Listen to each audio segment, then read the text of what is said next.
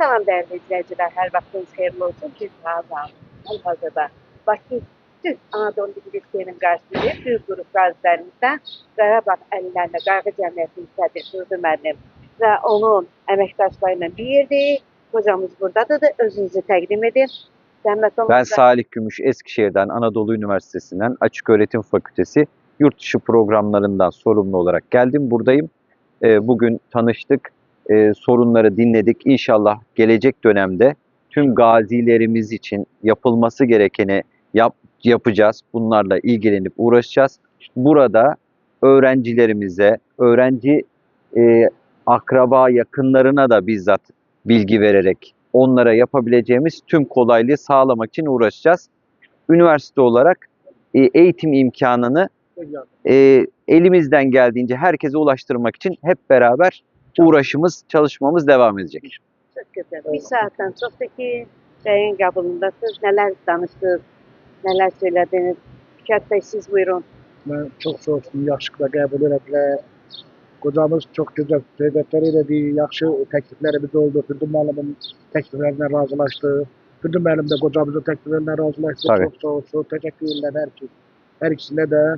Bir de Fürdun müəllimin çok güzel bu imtihaz söhbətləri, mesela qazi, şəhid ailələrinin pulsuz okumasından hocamıza dedi. Uğraşacağız. Hocamız da dedi ki biz de çalışacağız ki Olması Biz için de- uğraşacağız Ha, inşallah. biz de için o misyonu burada yerine getirek. İnşallah yani ki bu misyonda bunlar yerine getirir. Siz buyurun. Fürdun İnşallah müəllim. Genel Anadolu Üniversitesi'ni bura, yani bir şey değil. O üniversitenin nümayəndəsiyle görüştük.